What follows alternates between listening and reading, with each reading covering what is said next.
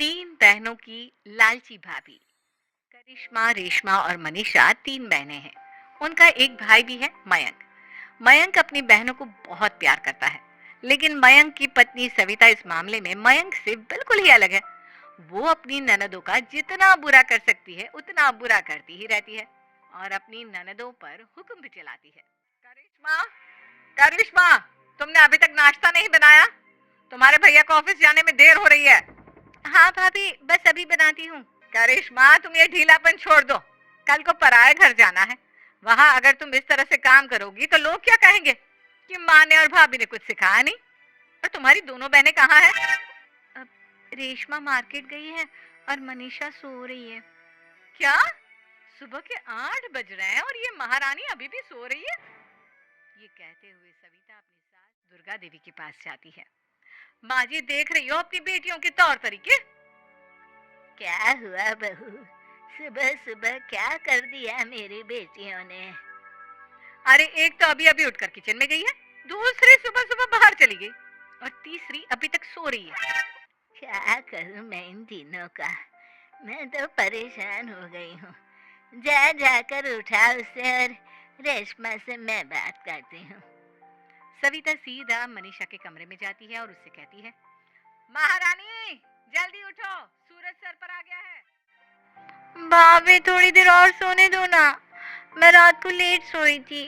वो क्या ना, यूनिट टेस्ट चल रहे हैं। शराफत से उठती है या नहीं, या फिर पानी की भरी बाल्टी डालूं तेरे ऊपर? नहीं नहीं भाभी, मुझे बिस्तर में नहीं नहाना, उठती हूँ मैं। मनीषा जल्दी से उठकर बाथरूम में चली जाती है। सभी आराम से बैठकर नाश्ता कर रहे होते कि तभी रेशमा बाजार से हाथ में सामान लिए आ जाती है। रेशमा को देखते ही सविता उस पर बरस पड़ती है। लो, आ गई महारानी। ऐसा भी क्या सामान लाना था जो सुबह आंख मलते ही बाजार की तरफ रवाना हो गई?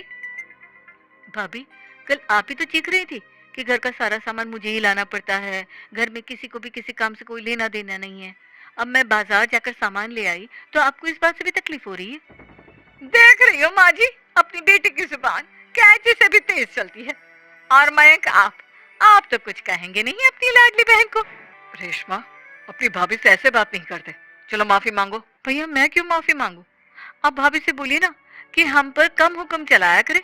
हम इस घर की बेटियां हैं और आपकी पत्नी की ननद है, नौकरानी नहीं। लो कर लो बात। इनकी भलाई के लिए कुछ भी बोलो तो इन्हें बुरा लग जाता है। इस घर में यही इज्जत है मेरी। देख लो माँ जी, आपकी बेटी किस लहजे में मुझसे बात कर रही है। सविता वहां से चली जाती है। मयंक को बहुत गुस्सा आता है, वो भी वहां से चला जाता है। फिर करिश्मा रेशमा को समझाती है। रेशमा, तुम्हें भाभी से माफी मांग लेनी चाहिए थी ना। लेकिन दीदी, मैंने कुछ किया ही नहीं, तो मैं माफी क्यों मांगू? हाँ का रेशमा दीदी। रेशमा दीदी जैसे ही घर में आई, भाभी ही उन पर चिल्ला रही थी। हाँ, मैं मानती हूँ कि गलती भाभी की थी।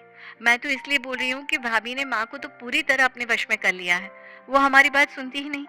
मयंक भैया हमारे लिए हमेशा खड़े रहते हैं, इसलिए उनकी बात का मान तो तुम्हें रखना चाहिए था ना।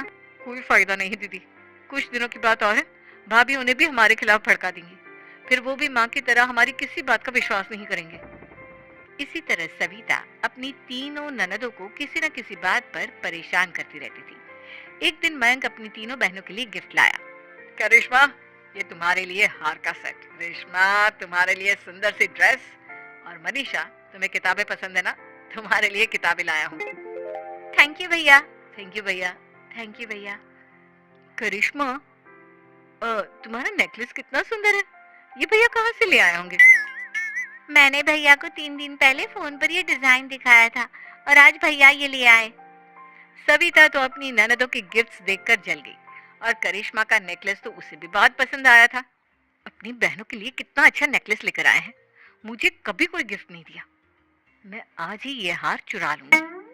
रात में सविता करिश्मा का हार चुरा लेती है और इसी तरह उसे अपनी ननदों की जो भी चीज अच्छी लगती वो उसे मांगती नहीं, बल्कि रात के अंधेरे में चुरा लेती।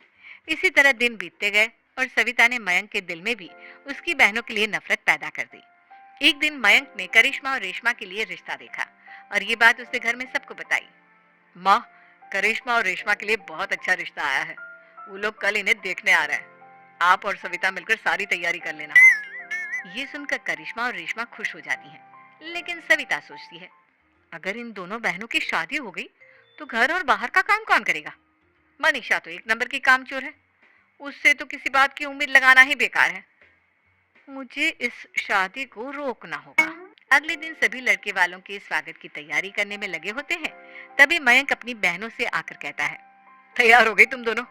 देखो दोनों लड़के बहुत अच्छे हैं, मैं कोई कसर नहीं छोड़ना चाहता, इसलिए तुम उनके सामने अच्छे से बिहेव करना और अपनी भाभी से लड़ने मत लग जाना। करिश्मा, तुम वो नेकलेस पहन लो ना जो मैं तुम्हारे लिए लाया था। भैया मैं बहुत देर से वो नेकलेस ढूंढ रही हूँ लेकिन मुझे मिल ही नहीं रहा। क्या? तुमने नेकलेस खो दिया? तुम्हें पता भी है वो कितना महंगा था? तुम कोई काम ढंग से नहीं कर सकती। मयंक गुस्से में वहां से चला जाता है। थोड़ी देर बाद लड़के वाले भी आ जाते हैं। वो दोनों बहनों को पसंद कर लेते हैं और रिश्ता पक्का हो जाता है। लेकिन सविता के दिमाग में तो कुछ और ही खिचड़ी पक रही थी।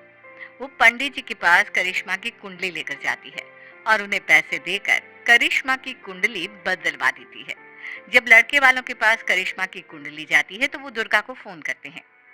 बहन जी, हमने करिश्मा की कुंडली अपने पंडित जी को दिखाई थी। आपकी बेटी की कुंडली नहीं बल्कि दोषों का पिटारा है। देखिए, मैं और मेरे पति इन सब बातों में बहुत विश्वास करते हैं, इसलिए हम आपकी बेटी से अपने बेटे की शादी नहीं करा सकते। इस तरह करिश्मा का रिश्ता टूट जाता है और सभी घर वालों को बहुत दुख होता है। अब कविता सोचती है, चलो करिश्मा का तो रिश्ता टूट गया, अब रेशमा का भी रिश्ता तोड़ना है। क्या करूं क्या करूं? अब सविता आवाज बदलकर किसी अननोन नंबर से रेशमा के होने वाले ससुराल में फोन करती है। हेलो, मैं कौन हूँ कौन नहीं ये आपके लिए जानना जरूरी नहीं। बस इतना सुन लो कि रेशमा का 2 साल से किसी के साथ अफेयर चल रहा है। बस रेशमा का रिश्ता तोड़वाने के लिए सविता का इतना कहना काफी था। अब रेशमा का भी रिश्ता टूट गया। मयंक और दुर्गा देवी ने रेशमा को खूब खरी खोटी सुनाई और उससे बार बार उस लड़के के बारे में पूछने लगी। आप दोनों मुझे क्यों परेशान कर रहे हो? अरे कोई लड़का होगा मेरी लाइफ में तो मैं बताऊंगी ना, जब कोई है ही नहीं तो कहाँ से लाऊं मैं कोई लड़का? तो तेरे होने वाले ससुराल वालों को फोन किसने किया था? माँ मैं नहीं जानती किसने फोन किया था, मैं सच कह रही हूँ। मैं तो पहले ही कह रही थी इसकी लगाम खींच कर रखो, लेकिन मेरी सुनता ही कौन है। आप चुप रहिए भाभी, ये सब आपका ही किया धरा है। अब तीनों बहनों को विश्वास हो जाता है कि ये सब उनकी भाभी ही कर रही है। तीनों बहनें अपनी भाभी को सबक सिखाने के लिए एक वकील कर लेती है और घर में हिस्सा मांगना। देखो भैया, माँ बाप की जायदाद में जितना बेटों का हक होता है उतना ही बेटियों का, इसलिए इस घर के 4 हिस्से होंगे और हमें अपना हिस्सा चाहिए। मैंने तुम्हारे लिए क्या क्या नहीं किया और तुम इस घर में हिस्सा मांग रही हो?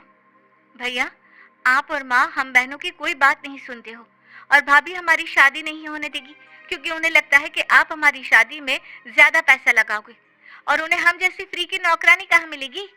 तो हम भाभी के साथ तो रह नहीं सकते, हम बहनों को अपना हिस्सा चाहिए। अरे तुम्हें शर्म आनी चाहिए अपनी भाभी पर ऐसा इल्जाम लगाते हुए। वो तुम्हारे बारे में कितना सोचती है। हाँ माँ, भाभी हमारे बारे में बहुत सोचती है। दिन रात बस यही सोचती रहती है कि किस तरह से अपनी तीनों ननदों को परेशान करूं और कभी मुझे पढ़ने भी नहीं देती। दोनों बहनों का रिश्ता भी तो इन्होंने ही तोड़वाया है और रात में हमारे कमरे में आकर हमारी चीजें भी चुराती हैं। इसी तरह सविता की तीनों ननदें अपनी बात पर अड़ी रही। अब कोर्ट में तारीख भी शुरू हो गई। जब सविता को लगा कि उसकी तीनों ननद इतनी आसानी से नहीं मानने वाली, तो उसने अपने पति और सास को सारी सच्चाई बता दी और अपनी तीनों ननद से माफी मांगी। मयंक और दुर्गा को भी अपनी गलती का एहसास हो गया। अब सविता खुद करिश्मा और रेशमा के लिए अच्छा रिश्ता ढूंढती है और उनकी शादी करवाती है।